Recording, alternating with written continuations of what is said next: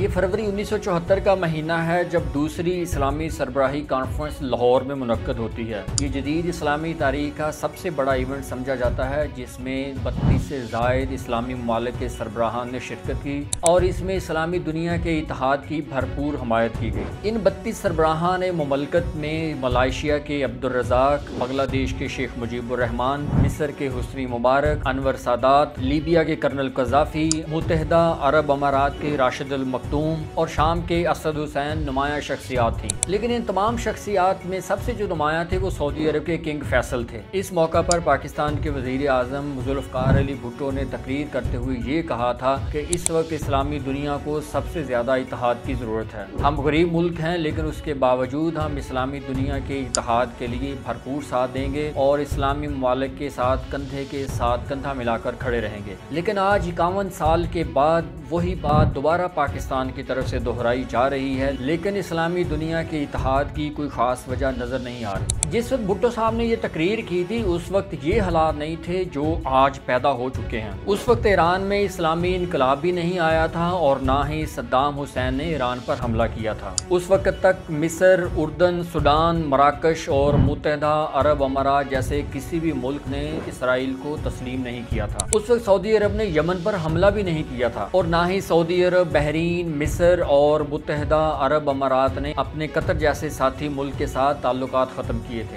گو کہ اس وقت بنگلہ دیش پاکستان سے الگ ہو کر ایک علیحدہ ملک بن چکا تھا، لیکن اس کے باوجود اس وقت کے وزیر اعظم ذوالفقار علی بھٹو اسلامی ممالک کے اتحاد کے لیے پرجوش دکھائی دیتے تھے۔ اور آج لگ بھگ 51 سال بعد پاکستان پھر وہی چاہ رہا ہے کہ اسرائیل کے خلاف تمام مسلمان اکٹھے ہو جائیں۔ چند روز قبل پاکستان کے وزیر دفاع خواجہ آصف نے قومی اسمبلی کے فلور پر تقریر کرتے ہوئے کہا تھا کہ اس وقت اسلامی دنیا کے تمام ممالک کو ایک پیج پر ہونے کی ضرورت ہے تاکہ اسرائیل کی جارحیت کا مقابلہ کیا جا سکے۔ مسلم دنیا جو ہے متحد نہ ہوئی اور اپنے اپنے ایجنڈے پہ اپنے اپنے مفادات کا تحفظ کرتی رہی تو سب کی باری آ جائے گی۔ لیکن اب حالات پہلے جیسے بھی نہیں ہیں۔ مثال کے طور پر عراق، شام، لیبیا، ان ممالک میں مغرب مخالف حکومتیں اب نہیں ہیں اور ایران میں بھی اب ایسا ہی ہوتا ہوا دکھائی دے رہا ہے جب تمام بڑی بڑی طاقتیں ایران کا موجودہ حکومتی نظام تبدیل کرنے کے خواہش مند ہیں اور وہ ایرانی عوام کو یہ بھی کہہ رہے ہیں کہ اپنی حکومت سے جان چھڑوائیں۔ اب سوال یہ پیدا ہوتا ہے کہ کیا تمام اسلامی ممالک ایک پیج پر آ سکیں گے؟ کیا ان میں اتحاد قائم کیا جا سکے گا؟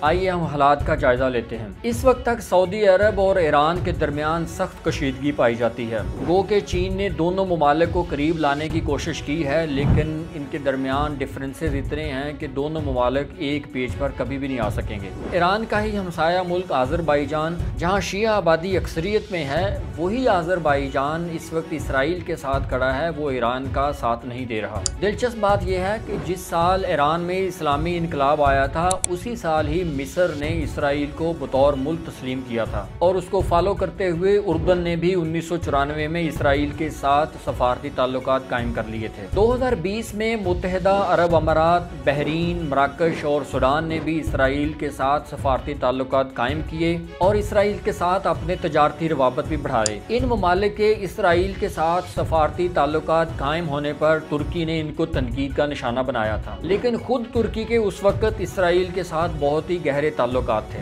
ترکی اور اسرائیل کے درمیان سفارتی تعلقات 1949 میں ہی قائم ہو چکے تھے۔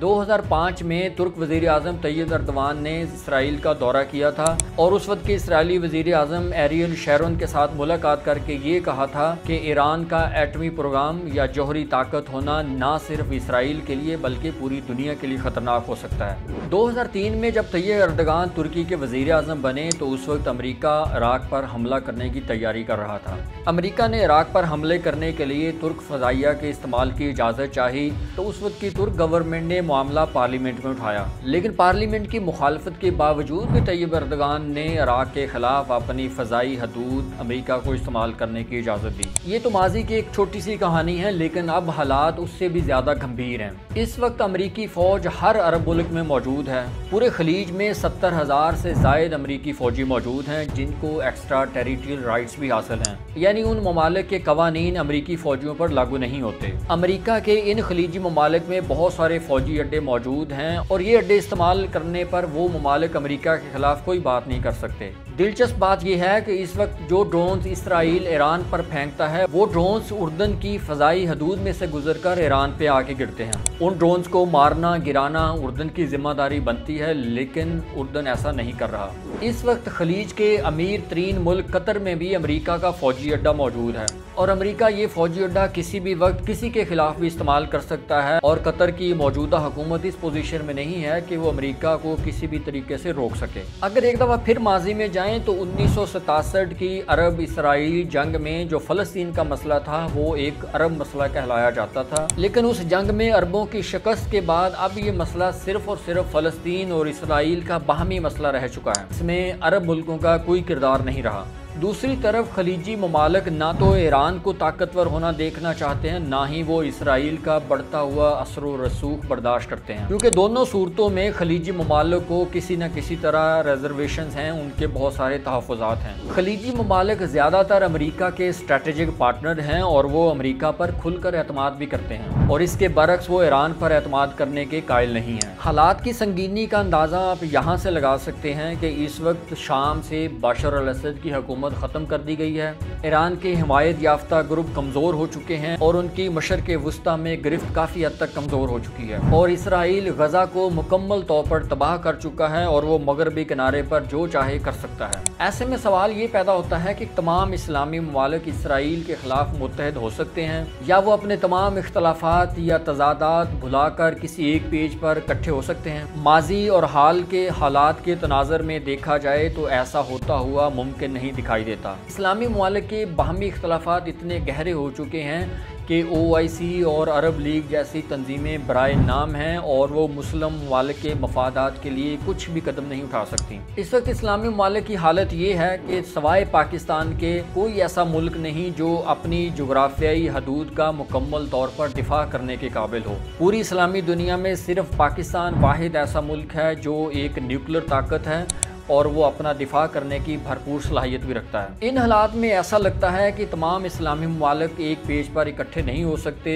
और ना ही उनके इत्तेहाद को कायम करने के लिए कोई मुश्तरका काविशें की जा सकती हैं। मुस्लिम ममालिक का इत्तेहाद उसी वक्त ही मुमकिन हो सकता है जब उस इत्तेहाद के लिए कोई कोशिश की जा सकती हो या उसके लिए कोई कोशिश कर रहा हो। इस वक्त पूरी दुनिया पर अगर नज़र डाली जाए तो तमाम इस्लामी ममालिक अपने अपने मसाइल में बुरी तरह फंसे हुए हैं और वो किसी भी तरह इस पोजीशन में नहीं है कि वो एक दूसरे का साथ दे सकें। आने वाले वक्तों में क्या होता है, गज़ा के क्या हालात होंगे, ईरान की क्या स्ट्रेटेजिक पोजीशन होगी, लेकिन ये सवाल अभी आउट ऑफ क्वेश्चन है कि इस्लामी ममालिक एक दूसरे के इत्तेहादी बन जाएंगे और वो किसी भी ताकत के ख़िलाफ़ खड़े हो सकते हों। ऐसा होता हुआ दिखाई नहीं देता। अल्लाह ताला तमाम इस्लामी ममालिक पर रहमत फरमाए।